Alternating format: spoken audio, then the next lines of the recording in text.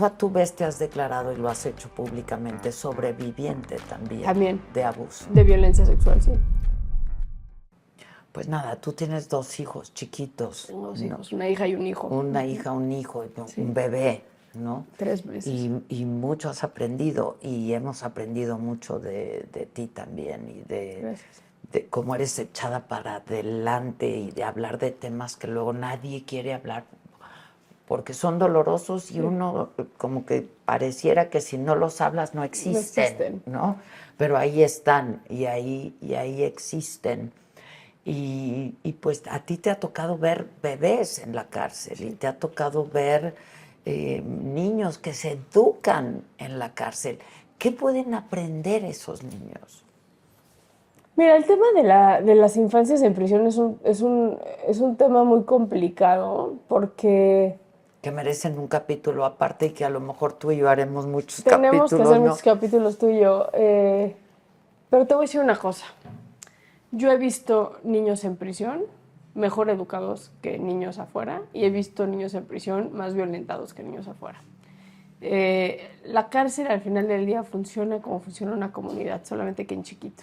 Y tienes de todo. Sí, entonces no podemos generalizar la maternidad en prisión. Puede haber un niño con muchas mamás ahí, que, ¿no? O sea, te lo juro que la cárcel femenil a veces es la mejor, porque es una maternidad comunal compartida impresionante, que yo insisto que así debería ser la maternidad entre mujeres. Y no porque estoy casada con una mujer, porque luego la gente, claro, lo dice por lesbiana. No, entre más ayuda tienes, creo que la comunidad judía lo hace, ¿no? Sí, luego las niñas se van a vivir otra vez a casa de sus papás en las primeras semanas para que las mamás ayuden, o sea, entre más comunidad hay para criar un hijo, una hija, es mejor, en lo que te recuperas, etcétera. Pero yo he visto en la cárcel mamás que hacen todo por el bienestar de sus hijos. Y ¿te acuerdas de esta película The Room? ¿La viste? Sí, claro. Bueno, tipo así. O sea, yo he visto mamás que tuvimos un caso de una mamá que al final hizo mucho daño, pero que le daba tanto miedo que su hija creciera en la cárcel, pero no tenía con quién mandar a su hija, que educó a su hija en las 4 paredes de la celda. Nunca salió. En 3 años la niña nunca salió de la celda. Entonces íbamos a verla y se asomaba de sus celdas, y se asomaba, pero nunca había salido de la celda. Y la mamá, tú no sabes el paraíso que le hizo dentro de la celda para educarla y para generarle juegos y fantasías, así, pero todo esto dentro de una celda de un penal del Estado de México. Y luego tienes mamás que son súper violentas con sus hijos y que tienen que intervenir el DIF, se los tiene que quitar. Tuvimos el caso de Estrella, que su mamá le rompió los 2 brazos adentro de la cárcel, o sea, teníamos el caso de Emily, que su mamá está en la cárcel por matar y por abusar sexualmente de sus 2 hijas. Llegó embarazada a la cárcel, tuvo a Emily y iba a la visita conyugal, y la visita conyugal con el padre, que es quien abusaba de las 2 primeras niñas que fallecieron a consecuencia del abuso, también abusaba de Emily en la visita conyugal adentro de la cárcel. O sea, ¿qué dices? ¿Cómo puede ser posible? Y como si no fuera a ser posible, el DIF le quita a la tercera niña, a Emily, y se vuelve a embarazar con una 4ª niña que se murió a los 10 meses adentro de la cárcel. Ay, no. O sea, hay de todo adentro de la cárcel, entonces no podemos generalizar, pero de verdad que yo he conocido a mamás adentro de prisión que son mucho mejor mamás que muchas de las que están afuera. ¿Y qué aprendizaje te debes llevar tú cada vez, no? Todo el tiempo, todos los días. Siempre cuestiono también, Adela, cómo sería mi vida si no, porque te decía yo al principio de este capítulo, ¿cómo te cambió el semblante? Pues es que... Y no es el semblante, pero luego lo veo en mi personalidad. O sea, cómo me ha cambiado también la personalidad, cómo interactúo con mi círculo cercano, cómo interactúo con mi esposa, cómo interactúo con mis hijos. Con tus hijos, claro. Ayer mi hija tuvo una pesadilla, ¿no? Entonces me gritaba en la madrugada, fui y me decía, es que había un señor que me robaba. Y yo en mi cabeza, obviamente, me voy a Júpiter cuando... Claro. Seguramente si el momento que indague por qué soñó eso mi hija, era porque... Algo escuchó de un robachicos en la escuela, claro. Que ya sabes, y yo en mi cabeza ya era como, ¿qué está pasando, no? Entonces, pues... Es demasiada realidad. Es mucha realidad, es mucha realidad. Mucha realidad. O sea... mis respetos a toda la gente, porque luego también hablamos mucho de lo mal que está el sistema de justicia penal y hablamos de, pero impune, pero corrupto, ahí, pero demás, pero yo me pongo en los zapatos de ese Ministerio Público que trabaja jornadas mal pagadas y extras, y su chamba es escuchar y tomar declaraciones de mujeres con hijos asesinados, violados, maltratados, mujeres violentadas por sus esposos, una tras otra, y aparte ver cómo esos expedientes no avanzan, no avanzan, no avanzan, y luego decimos es que son unas deshumanizadas, son unas corruptas, son unas ¿qué? Oye, si tu trabajo fuera escuchar y tomar esas declaraciones todos los días y que no pase nada, tú también te deshumanizas, la neta. Entonces, sí, como que un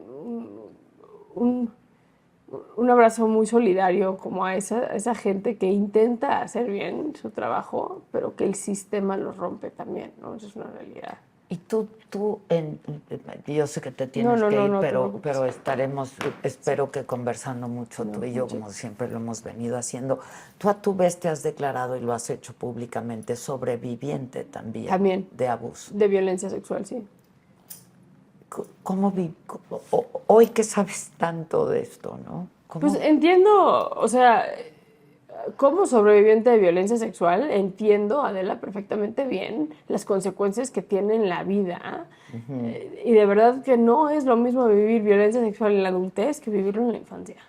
En la infancia nunca le voy a dar a mi agresor el poder de decir que él definió mi vida, porque no, pero sí impacta en tu personalidad y en la manera en la que te relacionas con las personas. Pues sin duda, en tu conducta. En todo, hasta en las cosas que no quisieras. Y es una como realidad que tienes constantemente y es muy dura.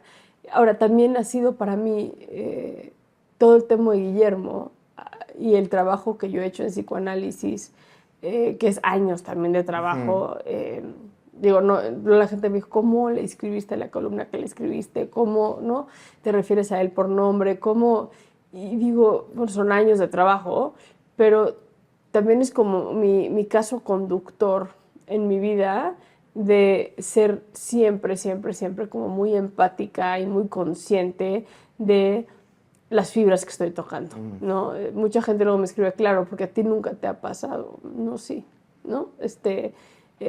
La gente cree que hay un privilegio de facto, y no conocemos y no necesariamente, no conocemos las historias de las personas que tenemos al lado. Y es un conducto siempre. Alguna vez me preguntaron, cuando salió mi columna del Universal de una carta a mi agresor, me entrevistó una periodista a la cual admiro mucho, que es Ana Francisca, y me dijo, ¿sabes qué? Pero ¿por qué no denunciaste a Guillermo? Porque en la carta pongo, no tuve la fuerza para preguntarte. Y le dije, pues porque en el momento no tuve las herramientas para hacerlo, y hoy sería injusto de mi parte el que lo denuncie, porque quizá al hacerse pública esa denuncia se buscaría hacer justicia sin los elementos, porque no existen, porque pasó hace tantos años que no existen. Y yo no podría ser parte de un proceso donde yo sé que se está haciendo chanchullo para hacer asimilar justicia por el hecho de ser una figura pública, por ejemplo, ¿no? Entonces, yo no estoy dispuesta a eso. Y sé perfecto que tú me entiendes con esto, que es, aún teniendo esas herramientas, es como que la congruencia de decir... Tienes que ser congruente. Tienes que ser congruente. De manera, ¿sabes? Sí, claro. Y hay una prescripción del delito, y hay una serie de cosas que es terrible. Y yo voy a tener que vivir sabiendo que yo no denuncié a mi agresor, y que muy probablemente ese agresor quizá agredió a otras niñas por, no voy a decir mi culpa, pero por el hecho de que yo no lo denuncié. Por no haberlo denunciado. Claro. Pero tú no estabas lista para hacerlo. Como le pasa a muchas mujeres. O muchas niñas. Y muchas niñas. Porque no es lo mismo, como 9, 10, 12 años. No, pues, ¿Lo compartiste con alguien en ese momento? En ese momento no. Fue hasta después, porque Guillermo se volvió mi stalker. Horrible. Años después se volvió mi stalker.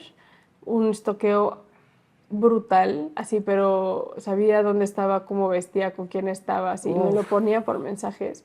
Y yo no ligué que era él hasta después. Y cuando ligué que era él, ya fue cuando le dije a mis papás.